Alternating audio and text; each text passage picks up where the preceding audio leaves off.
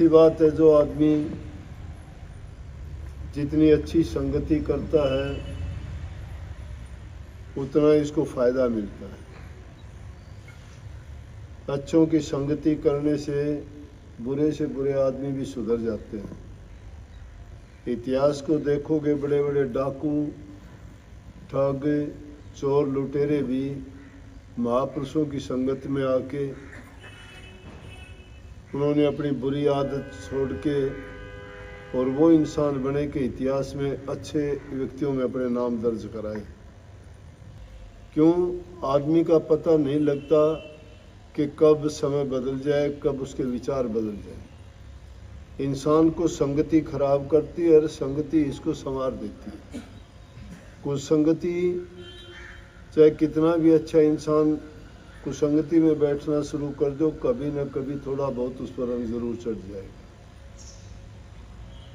अगर नहीं भी चढ़ेगा तो लोगों की नज़रों में तो कम से कम ये सोचो कि उसके बारे में अच्छे विचार नहीं रहेंगे, क्योंकि संगति को देख के लोग अपने विचार बनाते हैं। एक आदमी अच्छे आदमियों की संगत में बैठता है, चाहे उसमें बुरी आदत भी होंगी, और अगर कोई ऐसी वैसी घटना हो जाती है तो उसके लिए गवाही देने के लिए तैयार हो जाते हैं। इतना ज़रूर कह देते उसके बारे में कि हो सकता है इसने गलती कर दी होगी, लेकिन इसकी बैठक अच्छे आदमियों में है, इससे ये लगता नहीं कि इसने की हो। और अगर कुसंगति में इंसान बैठता है तो चाहे वो कितना भी नेक इंसान हो, कितना भी भला क्यों न हो, फिर भी यूँ कह देंगे ना, इसमें कोई न कोई कमी तो होगी, इसीलिए तो ऐसे लोगों में बैठता है। जिन लोगों से जिसके विचार मिलते हैं वो ऐसे संगति खोज लेता है। अच्छा इंसान होगा वो अच्छे इंसानों को ढूंढेगा, बुरा आदमी बुरों को ढूंढेगा। इसलिए मैंने कहा कि सत्संग जितना भी इस जीव को मिले उतना अच्छा है। ये तो ज़रूरी नहीं है घर गृहस्थी वाले आदमी हैं कि कोई आदमी घर छोड़ के चला जाए, संतान छोड़ दे, काम करना छोड़ दे, गलत बात है। जितने भी संत हुए गृहस्थ में हुए, और किसी ने भी ये नहीं कहा कि घर, बच्चे या अपना व्यवसाय छोड़ो। उन्होंने सबसे पहले कहा कि अपने घर में रह के कमा के खाओ और उसके साथ साथ परमात्मा की भक्ति कमाओ। जो इंसान काम नहीं करता है, निठल्ला हो जाता है, वो भक्ति भी नहीं कर सकता। पुराने ज़माने के ये किस्से, कहानी या इतिहास में जो भी हम सुनते, पढ़ते, देखते हैं, ऋषि लोग तप करने के लिए जाते थे, बड़ी बड़ी बात थी। एकांत में जाके वो अपने कोशिश करते थे ध्यान लगाने की, लेकिन जहाँ इंसान की ज़रूरत हो, अब एकांत में जाके बीमार पड़ जाए कौन संभाल करेगा। इसलिए संतों ने कलयुग में ये जीव के लिए बहुत सरल रास्ता बता दिया कि घर में रहते हुए ही आप भक्ति कर सकते हो, और वहाँ जाने के बाद तो आदमी अकेला अपना उद्धार, अपना कल्याण कर लेगा। अगर एक आदमी के पास कोई हुनर, विद्या, कोई ज्ञान है और वो उसको किसी को बांटता नहीं, देता नहीं है, तो ज्ञान उसी के साथ दफन हो जाएगा। लेकिन अगर किसी के पास है और वो उस ज्ञान से दूसरे लोगों को भी बांट के जाएगा तो कितने लोगों का सुधार और कल्याण हो जाएगा।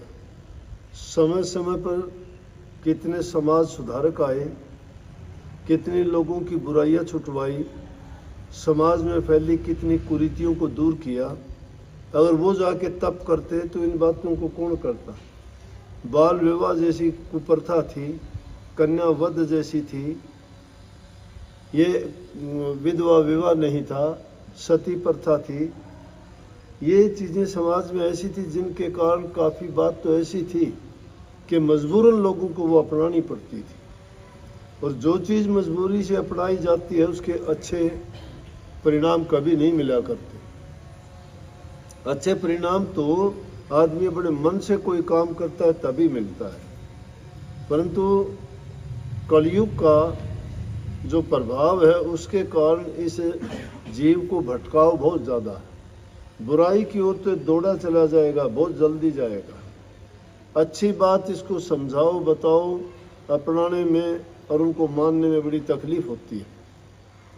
घरों में रह के प्यार प्रेम, बूढ़े बुजुर्ग की, माँ बाप की सेवा, सास ससुर की इज्जत करना, घर में एक बड़े इंसान आदमी का कहने में चलना, अपने मान मर्यादा में रहना, अच्छा बर्ताव करना, जबान से मीठा बोलना, ये चीज़ें जिस इंसान के पास हैं उनका घर स्वर्ग के समान। तुम आते सत्संगों में हो, जाते मंदिरों में हो, सेवा करते हो गुरुओं की, पैसे चढ़ाते हो, प्रसाद लेके जाते हो, कोई मन में आता है कोई चीज़ और कुछ भी लेके जाते, तुम्हारा भाव है। इस कुदरत का वैसे तो नियम है, जो इंसान जैसा देता है उसको वैसा मिलता है, प्रकृति का नियम है। तुम किसी से को प्यार दोगे तुम्हें प्यार मिलेगा, मीठा बोलोगे तुम्हें मीठा बोलेगा, इज्जत दोगे इज्जत मिलेगी, किसी का बुरा करोगे तो तुम्हारा भी बुरा होगा। परिणाम अपने कर्म का मिलता है, जैसा कर्म करोगे फल भी वैसा मिलेगा। इसलिए शुभ और नेक कर्म करने से आदमी का अच्छा ही होता है। अब जाते मंदिर मस्जिदों गुरुद्वारों में गुरुओं के पास हो, बड़ी अच्छी वाणी पढ़ते भी हो, सुनते भी हो, गाते भी हो, क्या बदलाव आता है? बदलाव नहीं आता। अगर बदलाव आ जाए तो मैं कहता हूँ पूरा संसार सुधर जाए। आप लोगों का बर्ताव वही रहता है जो पहले थे, आप बदलाव नहीं आया। इतना बदलाव जरूर आ गया कि आप संगत में जाके ये दिखाना ज़रूर चाहते हो कि हम सत्संगी हो गए, गुरु से हमने नाम की दीक्षा ले ली, हम भक्ति करते हैं।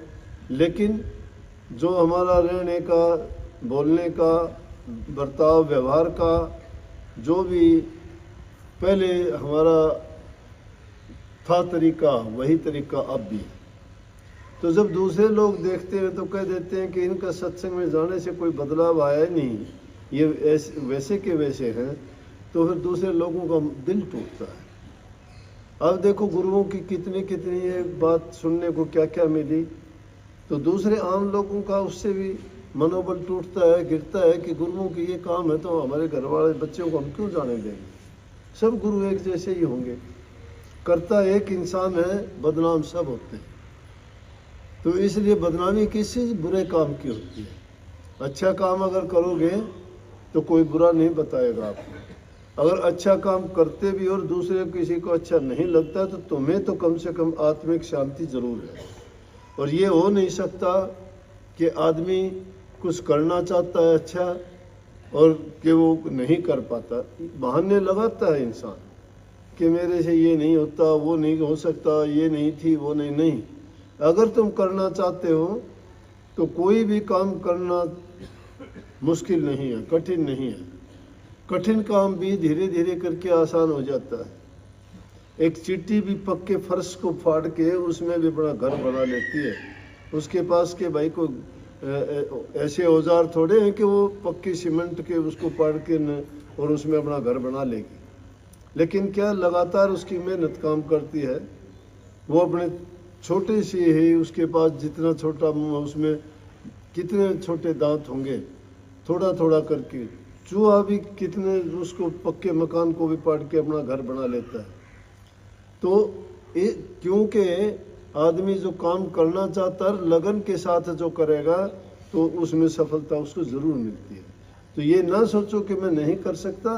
बुरे आदमी को देख के बुरे मत बनो।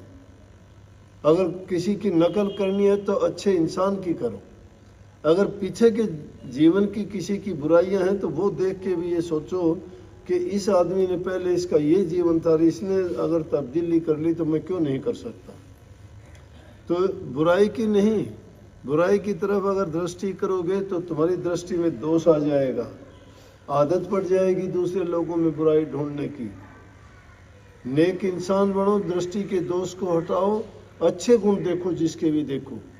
बुरे चीज़ों को देखने से, बुरा देखने से, बुरा करने से इंसान खुद भी बुरा बन जाता है। ना बुरों को देखो। महात्मा गांधी जी ने कितनी साधारण बात बताई थी। आंखों पे हाथ एक बंदर के लगा रखे थे, 3 तस्वीर थी। तीन बंदर, एक के आंखों पर हाथ, एक के कानों पे हाथ, एक के मुंह पर हाथ। और उनका मतलब यही था, कानों पे हाथ रखने का मतलब बुरी बात मत सुनो किसी की। जबान का मुंह पर यह था कि किसी को बुरा मत बोलो, और आंखों पर यह था बुरा मत देखो। हमारे शास्त्र यही कहते हैं, तीन चीज इस जीवन की सार है, बुरा मत देखो, बुरा मत सुनो और बुरा मत कहो।